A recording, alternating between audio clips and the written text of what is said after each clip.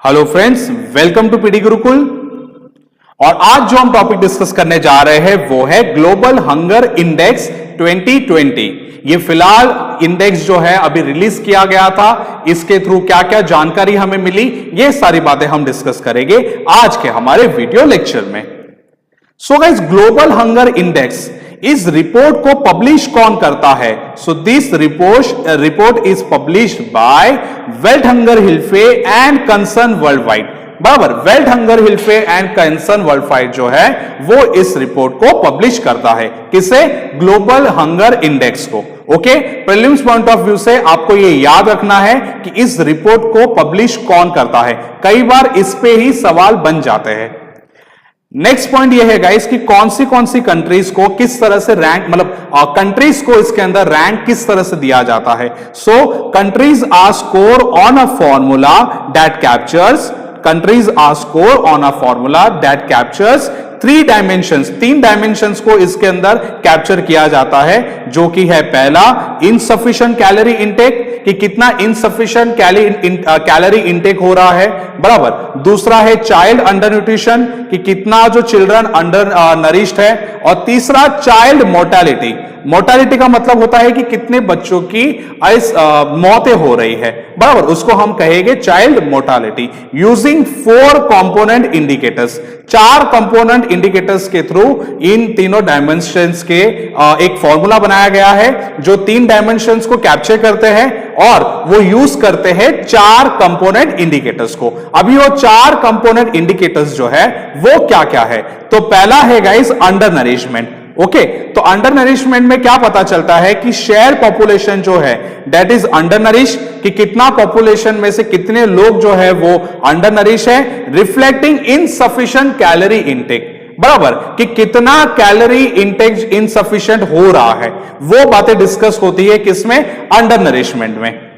Next है आपका child wasting. अभी चाइल्ड वेस्टिंग का मतलब क्या होता है गाइस? कि लो वेट फॉर हाइट, कि बच्चों की हाइट तो बढ़ जाती है पर हाइट के सामने उसका जितना वेट होना चाहिए उतना वेट नहीं है, उसको हम कहेंगे चाइल्ड वेस्टिंग। क्या गाइस? कि बच्चों की हाइट बढ़ जाती है पर हाइट के सामने उतना वेट नहीं है, तो उस बच्चों को रखा जाता है चाइल्ड वेस्टिंग के अंदर। And this reflects acute under nourishment. बराबर, ये जो आता है इशू ऑफ चाइल्ड वेस्टिंग बच्चों के अंदर, तो वो क्या रिफ्लेक्ट करता है? वो रिफ्लेक्ट करता है कि बच्चा जो है उसके अंदर एक्यूट अंडर न्यूट्रिशन है।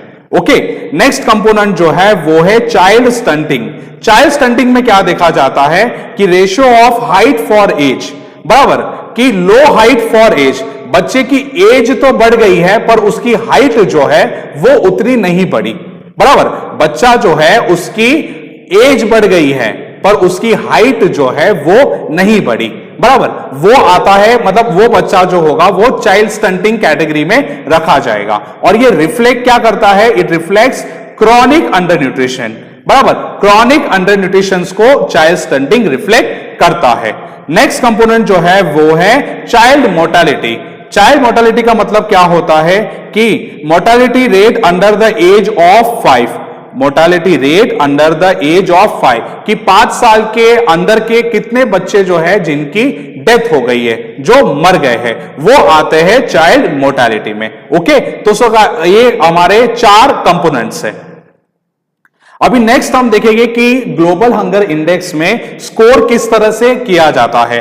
तो GHI जो ग्लोबल हंगर इंडेक्स है वो रैंक करती है कंट्रीज को 100 पॉइंट स्केल में। अभी 100 पॉइंट स्केल में वो किस तरह से रैंक करती है? कि जिसका 0 होगा, 0 मतलब बेस्ट स्कोर, 0 का मतलब होता है गाइस बेस्ट स्कोर, मतलब उस देश में नो हंगर। बराबर, उस देश में क्या है? No hunger. और 100 आपका स्कोर आया मतलब वर्स्ट स्कोर है आपका, मतलब आपकी जो कंडीशन है वो काफी खराब है। बराबर, ग्लोबल हंगर इंडेक्स जो है वो कंट्री को स्कोर देती है स्केल के हिसाब से। 0 से 100 में आपको स्कोर मिलेगा। अगर आपका स्कोर 0 है मतलब आपके देश के अंदर 0 हंगर प्रॉब्लम है, और अगर आपका स्कोर 100 है मतलब आपका जो देश है वो वर्स्ट है, वहां पे बहुत ही ज्यादा हंगर प्रॉब्लम्स है।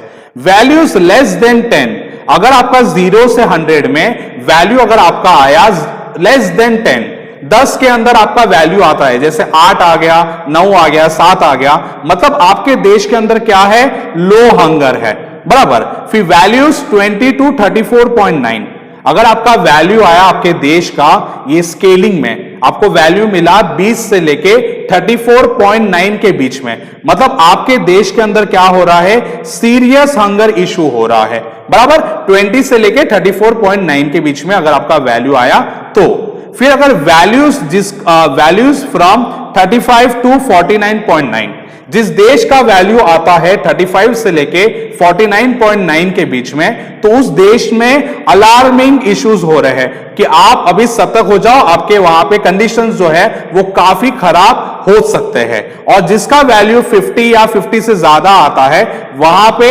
एक्सट्रीमली अलार्मिंग सिचुएशन जो है वो क्रिएट हो गई है। इस तरह से जीएचआई जो है, ग्लोबल हंगर इंडेक्स जो है, स्कोर करता है 0 से 100 पॉइंट स्केल में। ओके, अभी की फाइंडिंग्स क्या पता चली इस रिपोर्ट के हिसाब से, हम की फाइंडिंग्स देखेंगे मैक्सिमम अपने इंडिया के पॉइंट ऑफ व्यू से, कि India has the highest prevalence, हमारा देश जो है वहां पे हाईएस्ट प्रेवलेंस है किसका, वेस्टेज चिल्ड्रन का, अंडर 5 इयर्स। वेस्टेज चिल्ड्रन हमने देखा था लास्ट स्लाइड्स में, आपको बता दूं फिर से मैं, वेस्टेज चिल्ड्रन का हमने डिस्कस किया था। वेस्टेज चिल्ड्रन मतलब क्या, कि लो वेट फॉर हाइट, मतलब आपका हाइट तो बढ़ गया है पर वेट कम है। तो चाइल्ड वेस्टिंग की जो इश्यूज है वो भारत के अंदर ज्यादा देखने को मिल रही है पिछले 5 साल में, बराबर। अंडर 5 इयर्स पिछले 5 साल में नहीं, इंडिया के अंदर हाईएस्ट जो इश्यूज देखने मिल रहे हैं बच्चों के अंदर, वो है वेस्टेड इशू, वेस्टेड चिल्ड्रन का इशू, मतलब बच्चों की हाइट बढ़ जाती है पर उनका वेट नहीं बढ़ता, बराबर। विच रिफ्लेक्ट्स एक्यूट अंडर न्यूट्रिशन, ये किसको रिफ्लेक्ट कर रहा है, अंडर न्यूट्रिशन को रिफ्लेक्ट कर रहा है। ओके, इंडिया का रैंक कितना है, इंडिया का रैंक है 94, और 94 में कितने में है, 107 में से हमारा रैंक आया 94, मतलब 107 कंट्रीज में से हम लोग आते हैं 94 रैंक में, जो काफी चिंताजनक है।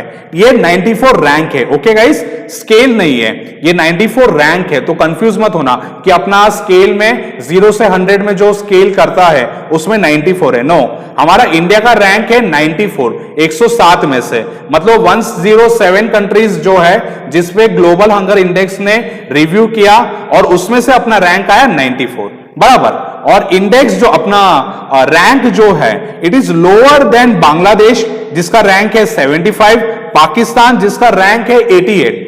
तो ये काफी चिंता वाली बात हो जाती है कि हमारे आसपास के जो देश है, जैसे बांग्लादेश हो गया, उसका रैंक 75 है, पाकिस्तान है उसका रैंक 88 है, और हमारे भारत का रैंक है 94।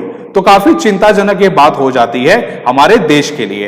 Report put India under serious category threat, but under serious category, बराबर। ये जो रिपोर्ट है, तो जहां पे अपना वैल्यू आता है 0 से 100 में 27.2, तो 27.2 में हमारा वैल्यू आता है इंडिया का, तो हमको रखा गया है सीरियस कैटेगरी वाले इसमें कॉलम में। ओके, चाइल्ड स्टंटिंग जो है वो इंडिया में होता है 37.4%, बराबर। फिर चाइल्ड वेस्टिंग जो है वो हो रहा है 17.3%, और अंडर नरिशमेंट रेट जो है इंडिया में होता है 14%, एंड चाइल्ड मोर्टेलिटी रेट जो होता है वो होता है 3.7%। ठीक है, तो आप एक चीज देखिएगा, इसकी सबसे ज्यादा इशू भारत के अंदर देखने मिलते हैं चाइल्ड स्टंटिंग के। ठीक है, चाइल्ड स्टंटिंग में कितना हो रहा है 37.4% का, चाइल्ड वेस्टिंग में कितना हो रहा है 17.3% का, अंडर नरिशमेंट जो है वो देखने मिलता है 14%, और मोर्टालिटी रेट, मोर्टालिटी मतलब 5 साल से जो बिलो के बच्चे मर जाते हैं वो होता है मोर्टालिटी, वो हमें देखने मिलता है 3.7% का। ओके, तो ये वैल्यू जरा आप ध्यान में रखना, कई बार क्वेश्चन ऐसे पूछ लेंगे कि कौन सा इशू जो है भारत के अंदर ज्यादा देखने मिलता है, स्टंटिंग का, वेस्टिंग का, अंडर नरिशमेंट का, या मोर्टालिटी का। तो आपको पता रहना चाहिए कि चाइल्ड स्टंटिंग का इशू भारत के अंदर हमें ज्यादा देखने मिल रहा है, विच इज 37.4%। सो इसी तरह गाइस हम करंट अफेयर्स के वीडियो आपके साथ डिस्कस करते रहेंगे। पीडी गुरुकुल का वीडियो देखने के लिए धन्यवाद।